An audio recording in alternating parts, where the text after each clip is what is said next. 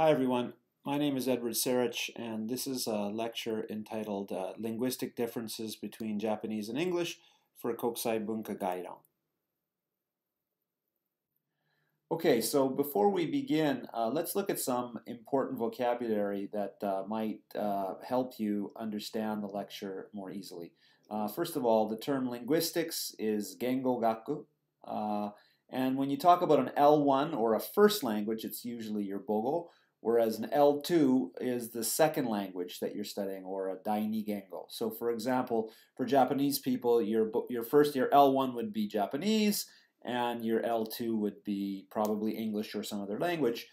For me, as a Canadian, my L1 is English, and my L2 would be Japanese. Also, a linguistic form or feature, we often use form or feature for like a grammar principle or some vocabulary that's related to language, something new that you learn. So like past tense, kakoke, would be a form or a feature. And so when you're studying a second language, you learn, teachers teach you new forms or features in different classes. So just understanding this vocabulary will probably be helpful moving forward when I refer to it later on in the lecture. Okay, let's talk about the level of English in Japan. So the TOEIC test is a common score test of English that is used to measure English ability around the world. Out of the maximum score for TOEIC is about 990, and millions of Japanese people take the TOEIC English test every year, and the average is about 520. Now, this is not a very high score. It's actually, out of 50 countries that commonly take the TOEIC test, it's about 45th, so it's quite low. So, but not only, the TOEIC test is a test of listening and reading, but there's also communicative English. Are Japanese people comparatively good at communicative English? And actually, the Monbu Kagakusho, it's called MEXT, did a survey of high schools recently, I think a couple of years ago, and they checked the communicative ability of Japanese students studying English, and they found that many could not do even basic speaking and writing. So it was a little surprising for them, actually. And of high school students, only 65% tried to express their thoughts when they were speaking and writing in English, which kind of suggests that most of the study in junior high school and high school focuses on reading and listening, and there's not enough focus on speaking and writing, which are the communicative skills of English. Okay, so let's talk about some of the reasons why Japanese people may have difficulty communicating in English. First of all, there tend to be quite a few shy students in Japan. And shy students tend to be embarrassed by talking, and so they're judged poorly by their teachers, and it leads to lower English scores. So what this suggests, that even if you're shy, you have to kind of force yourself, I think, to talk, because it shows a positive attitude, especially, I think, in junior high school courses where your attitude is a big part of your score. So even though if you're shy, you still have to force yourself to show that you're positively contributing to the class. Shy students also may get less practice speaking English because, again, they're not confident, or they're embarrassed to speak it. But actually, the research shows that many shy people or most shy people are just as good at learning English as people who are not shy. They just find different ways of improving. So rather than, for example, speaking with friends, they might get involved in listening to music or watching movies without subtitles in English, which helps them get to a high level. So even if you're shy, don't worry about it too much. In terms of using English, shy people tend to be just as good. Another reason why Japanese people have difficulty communicating in English is because there are not that many chances for Japanese people to actually use English. Japan is thought to be a monocultural country, which means 98% of the people are Japanese. Now, what this means is, in other countries where there are large minority cultures, they tend to speak English to communicate with each other, and that creates this kind of market or opportunities for speaking English. Also, tourism. When foreign people come to Japan to travel around, they have to use English, And so actually, until recently, tourism is now very popular in Japan, but this has only been recently. So there's no tourist infrastructure until recently that required a lot of English skills for Japanese people to use after they graduate from university. And also, most of the business in Japan is domestic. Now that's changing as well, so that English skills are more important than ever because Japanese business, although it used to be only within the country, businesses are becoming very global now, and so English skills have become especially important. Originally, English was studied in order to learn new technology from the outside world. So a lot of people in the beginning said, well, we don't need to learn to speak English or write English. We just need to learn to read it. So let's focus. And that was hundreds of years ago, but that attitude still exists in Japan today.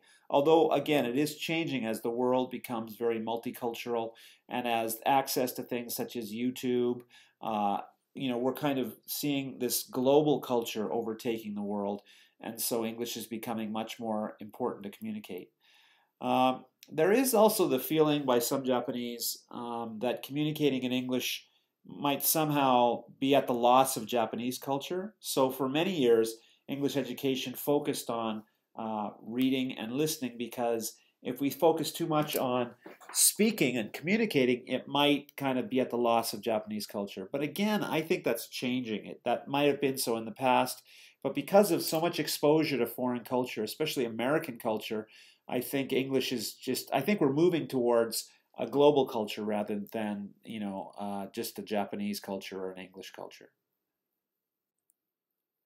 Another reason why Japanese people may have difficulty communicating in English is that English education in Japan tends to focus very heavily on reading and listening. I talked about this a little earlier, but when you have a Japanese teacher of English, especially in junior high school and high school, they might have a good, they might have a good score on the TOEIC, but they might not be confident doing speaking and writing activities. It's really hard for a non-native speaker of English to judge whether somebody's pronunciation is good in speaking or whether their writing is good. And so what happens is these Japanese teachers of English tend to focus on activities and problems that they're more familiar with, that they're more comfortable with. And so, for example, reading and listening are very easy to implement in the classroom. So that's what happens. The Japanese teachers of English tend to focus on the passive skills, right, reading and listening, and at the expense of speaking and writing. And actually, a lot of Japanese students are required to take English tests. There's many of them: the Eikan, the Senta Shiken, TOEIC. And many of these tests, especially the Senta Shiken and TOEIC, they do not have a speaking or writing section. So if I'm a Japanese high school student and I have to study for one of these tests, well, I should focus probably on my reading and listening, because that's what these tests have. These tests don't have a writing or speaking component. So that's what happens in high school students. They focus on these skills in order to pass these tests, because these tests are very important for their lives. If you want to pass the Senta Shiken, it could mean you getting into university. So of course you're going to focus on passing this test as opposed to focusing on your communicative ability. I guess the final reason why Japanese people have difficulty communicating in English is because it's hard. I think that people don't understand that Japanese and English are as far apart as languages can be. So Japanese people studying, say, Korean or Chinese might be able to pick up those languages a lot more quickly, and English is a lot linguistically closer to French or German. And this is based on research by a person named Barry Chiswick, who basically calculate the number of hours it takes for Japanese people to learn, or for English people to learn Japanese. So based on the understanding of linguistic distance, they made a chart of how long it takes an English native speaker to learn different languages, and they grouped the different languages in terms of difficulty. So, for example, Group 1 languages are quite linguistically close to English. So it takes about, for example, you can look at the top part of the chart. it takes about 240 hours to get to a minimum aptitude, and to get to a high level of aptitude, it takes about maximum of 720 hours if you have high aptitude and you spend a lot of time. So I think the chart is in terms of the amount of time you spend training and your ability. So those are the two axes by which it's calculated. So then if you move to group 2 languages, again, you can see it's almost double for group 2 languages. It takes a lot longer for group 2 and group 3 languages. And you can see that it takes almost double for group 4 languages, and that's Japanese is one of those languages. You can see it takes serious training. You have to have a high level of aptitude, or the length of time gets much higher. So, again, anyone can learn Japanese or English. It's just if you don't have a special ability for it, it might take you a little longer to learn. But as you can see, this proves that English and Japanese are linguistically very far apart.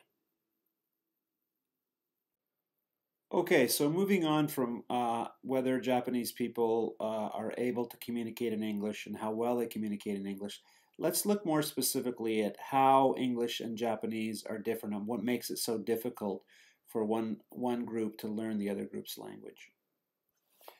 Okay, so before we talk about the differences between Japanese and English, let's go through some important vocabulary. First we're going to talk about a high and a low context culture. Context means bunmyaku. And then we'll talk about things such as phonetics, which is the study of sound and spoken sound. Ellipsis, which is removing certain parts of language, which is common in Japanese. Syllables are stress points, accents that you use to stress certain parts of words. Syntax is the construction of sentences, words within sentences. And transfer is, we're going to talk about that a little bit later, but it's how your first languages, your understanding of your first language influences your understanding of your second language. Okay, so first of all, there's been some research, and it's not fact, it's a theory that different cultures, their cultures can be, of different countries can be separated into either low context culture or high context culture. If you look at the right, you can see Japan is a high context society or culture, whereas English is closer to the middle or a lower, more of a low context culture. Now what a low context culture means is that when they communicate with each other, they communicate explicitly, meaning the meaning that they're translating, it comes mostly from the words that they're saying. And in English, for example, it's fairly low context culture, so most of the meaning comes from what you're saying, so you have to be very specific in what you're saying. Whereas high context culture, it's not just what you're saying, it also comes from the context from which you're saying it. So for example, gestures, cultural understanding, the situation, the tone.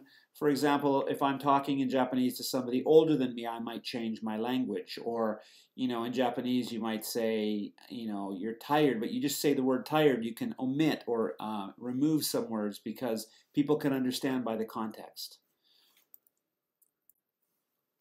So when you're translating between high and low cultures, you can see that there are a lot of differences in how they're translated, like "nani mo arimasen ga douzo meshiagatte kudasai." So you can see there's a lot of meaning. Meshiagatte kudasai is a polite form of Japanese, whereas in English, if you translated that into directly, you should say "there is nothing but please eat." We don't say that, "there is nothing." We don't say it in that way. We express the same meaning using different forms. So for example, you'd say you'd say the subject, "I didn't prepare anything special, but you are welcome to try some of this." And that's why what we learn from that is that, in Japanese, as I said, meaning is connected to cultural understanding, who you're talking to, what the situation is. And English is rather low context, so the cultural understanding isn't necessary because all the meaning comes from the words. And this kind of suggests that English might be more appropriate as an international language because you don't have to understand the culture. You can just focus on the words. but that's a theory. It may not be true. Just something to consider.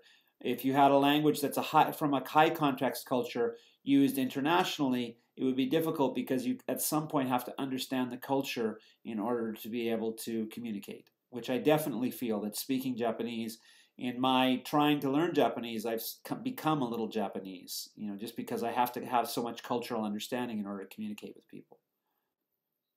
So let's take an example and try to, how would you translate the following? Itadakimasu. Well, you really don't say that in English. You say, let's eat.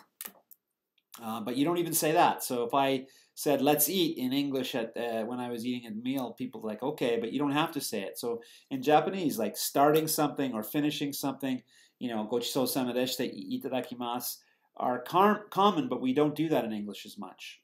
Gambatte is a really hard one to understand. How would you translate that? Well, I guess it would be good luck. I guess the chokuyaku, the direct translation would be fight, but we don't really say that. We'd say good luck, even though it's kind of different. So we express the same meaning using different words. Naniutonen, I guess it would be, that would be, what are you talking about? What the heck are you talking about? Omae, we don't really say omae, we just say you for everything, right? Chotto muzukashii janai ka. In Japanese, I find it's really difficult to say yes or no. It's not so clear. So in English, you'd say, sorry, I can't do that. It's much more direct. And then yoroshiku onegaishimasu is a really hard one to understand or to translate as well because it has so many meanings. And so the English translation would be dependent on the situation. You might say thank you, but if I'm like on the bus and I'm getting off the bus and I say yoroshiku onegaishimasu, it just doesn't really matter. I don't know. It really depends on the circumstances for yoroshiku. It has such a wide meaning in Japanese, and we just don't use a lot of those expressions in English. So what I'm trying to say here is that even in English, but more so in Japanese, that context can really influence the meaning of what you're saying. And that's a big part of language. And that's why, for example, Google Translate has trouble. I know some of my students, they use Google Translate in their writing assignments, but it's very easy to tell because Google Translate doesn't really know how to translate the context. So a lot of our communication is nonverbal, and so Google Translate is not good at it yet. It's getting better because it doesn't know the context of how words are being spoken. Okay, so let's look at how some of the phonetic differences or how words and syllables are pronounced in Japanese and English. So C would be consonants, which is shi, and V represents vowels, which is boin. So first of all, Japanese and English are very different in their pronunciation. I think there are more ways to pronounce things in English than there are in Japanese, and so that causes problems for Japanese people when they're speaking English because many of the things that we're pronouncing in English sound the same in Japanese. So for example, if you look at A, sink, and think, for an English native speaker, they sound very differently.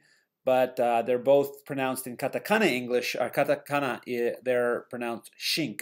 So you have to be able to differentiate between sink and think, the S and the TH, and then the S sound and the SH sound, like C and she, like she, see, they're quite different. For example, the L and R is a big one, light and right. So many Japanese have trouble hearing the differences, and they have trouble speaking the difference. Same with B and V, berry and very. So you can see how these differences might make it harder for a Japanese person to learn English, especially in junior high school, because I think they learn katakana and English together, and so that kind of reinforces that the limitations of the pronunciation.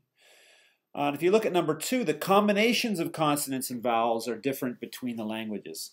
Japanese is called an open syllable language, which means that you pair consonants and vowels together always. So CV, CV, CV. So for example, sake would be CV, consonant, vowel, consonant, vowel. Hanabi would be consonant, vowel, consonant, vowel, consonant, vowel. You can see it's CV, CV, CV.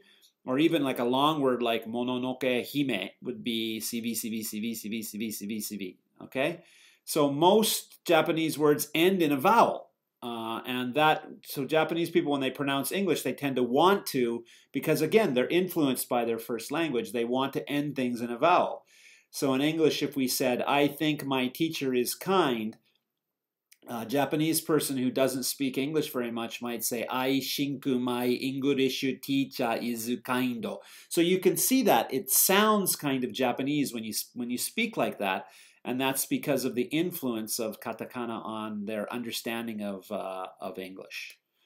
English, on the other hand, is a closed syllable language. It's made out of patterns of consonant clusters. So consonants are pushed together, and then in between there are some vowels. So most English words actually end in a consonant. For example, hands would be CVCCC, or strength would be CCCVCCC. So there's a lot more consonants in English and a lot fewer vowels.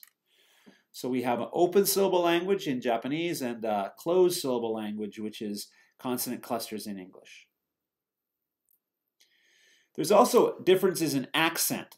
So Japanese uses what's called a pitch accent, which differentiates words that sound the same. For example, hashi and hashi, they're completely different words. They sound the same, but by changing the pitch, you change the meaning of the word. English, on the other hand, when you have two words that sound the same, they're differentiated by stress. So, for example, increase would be a noun, meishi, and increase would be a verb. And so a good rule that maybe you are not familiar with is two-syllable nouns are usually stressed on the first syllable, and two-syllable verbs are usually stressed on the second syllable. So if you see a new two-syllable noun, you probably know to stress it on the first syllable, and if you see a new two-syllable verb that you've never seen before, it's probably correct to stress it on the second syllable. There are also different rhythms in between Japanese and English. English tends to be, in terms of stress, and we're not talking about stress. We're talking about stressing not syllables within words, but actual words within sentences. So, for example, English is said to have a stress-timed rhythm, where words are stressed at regular intervals, and in order to emphasize important parts within the sentence. For example, John believes that teachers should get paid more. Like it's kind of like da da da da da da da da da da. You can see that parts, John is the subject and teachers and paid. Those are the most important parts of the sentence, and it's just kind of a natural thing for a native English speaker to do that. But Japanese, on the other hand, is a mora-timed rhythm, which means it's kind of like all the same. John wa sensei o motto kyuri o marau beki da to omotteru. There's not so much stresses. All of the words, so it sounds monotone or mora-timed in the rhythm. And so when Japanese people learn English, they tend to pronounce sentences kind of in a monotone way, which sounds unnatural to an English speaker. And that makes it difficult, and you need to practice it. It's not impossible, but it's quite different. There are also differences in the constructions of sentences between English and Japanese. This is referred to as syntax. For example, English and Japanese have a different common word order of sentences. For example, English is subject, verb, object. John ate some delicious ramen. John being the subject, ate being the verb, and delicious ramen being the object. Whereas Japanese sentences tend to be subject, object, verb. John wa oishii ramen o tabeta, where John is the subject, oishii ramen is the object, and tabeta is the verb. So if you look on the chart on the right, I know it might be a little bit hard to see, you can see that the percentage of world languages, 45% of world languages actually are like Japanese, subject, object, verb. And about 42% of world languages are like English, subject, verb, object. Interestingly, though, about 10% of world languages start with the verb, subject, object. So what this means is that when Japanese people are learning English, they have to kind of retrain their brain to think in a different word order, which can be quite difficult. There are also some grammatical structures that only exist in Japanese that don't exist in English. Now, this makes it difficult for English speakers to learn Japanese. I know as a person who studied Japanese, it was really difficult for me to get used to using Japanese particles because there are no particle markers in English. And also, I think one of the biggest differences in Japanese between Japanese and English is Japanese tends to remove some of the words. For example, the subject is sometimes removed in sentences. So I remember my wife, when she would be speaking in English, she would sometimes say like cold. And I say, you can't just say cold. You'd have to say, I am cold. Okay, but Japanese has a tendency to eliminate the subject. Are you going to the party? Party ikuno. You don't say, anata wa party ikuno. Like in English, you have to say those things. So this is a big difference between English and Japanese. On the other side, there are some grammatical structures in English that don't exist in Japanese. Probably the most common one, or the most famous one, are third-person singular verbs. You know, I study, but he studies English every morning. Or my dog, an animal, it likes to eat bones. My dog likes to eat bones. Or my company is also an it. My company doesn't allow long vacations. And Japanese people learning English often make that mistake. They often do not change the verb when the subject is he, she, or it. Another big problem that Japanese people have in studying English are indefinite and definite articles. For example, a and the. I bought a new car, the car is red. They don't exist in Japanese.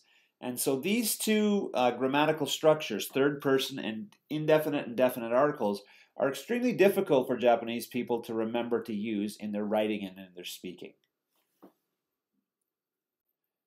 Okay, and one more important concept about why it might be difficult to study English or learn English is the idea of language transfer. So students studying a second language, when they're learning new forms, they tend to apply the knowledge of their first language to their second language. So what that means is if a grammatical form exists in our first language and then we study it in our second language, it's easier to learn. And this is what's called positive transfer. For example, possessive pronouns, watashi no pen in Japanese, and then you say, oh, my pen. Okay, well, we have the same structures in both languages, and so it makes it easier for you to learn it in your second language.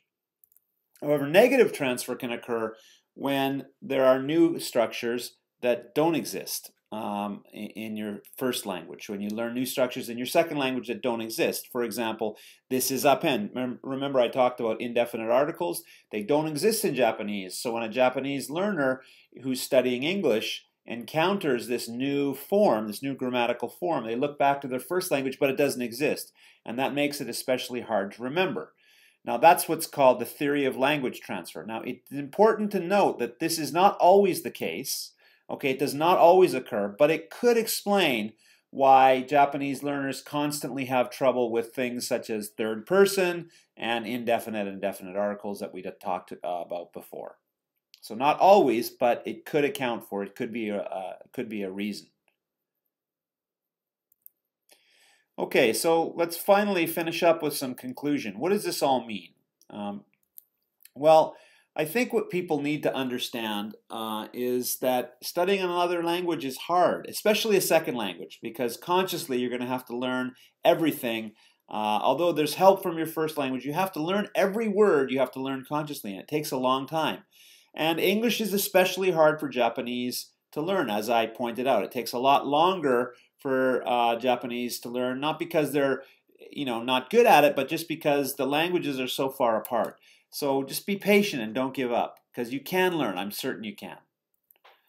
When learning English, because of transfer, I think you should be aware of those forms, such as third person and articles, that don't exist in your L1 in Japanese. Because if you're aware of that, you can be more careful about those and learn those, and then it'll make English learning easier, I think.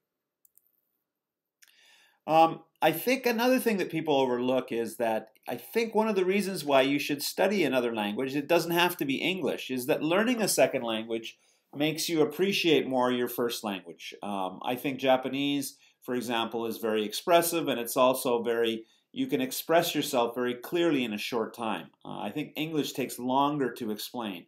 So, not only can you appreciate a new language, but I think you can appreciate the beauty of your own language as well, of your native language. And I think a lot of people say, well, I'm not good at English or I'm not good at languages. But all those people speak one language, they speak Japanese. So I think it's unfair to say that. I think if you study enough hours, if you put enough time into it and you try hard and you are motivated to get better, anyone can learn to speak English. So please keep trying. Okay, thank you for listening. To finish up, I'd just like to ask that you remember to write the comment papers. You can write about anything, about the class, about how you felt, about what you learned, about your teacher, anything. Also, remember to take the online test. I'll give you a QR code after this. And remember that you must take the online test in order to receive Shuseki for the class. But feel free to use your notes. So part of the test is not really a test. It's just to help you remember what the contents were and for me to understand that you understood the lecture. Okay, this is the QR code. So you can use your phone to use the QR code, or you can use the link on the right. And if you have any trouble accessing the test through the link or the code, you can email me and I'll respond to you probably through Manaba. So just let me know. Thank you very much for listening to the lecture, and I look forward to hearing your comments in the comment papers.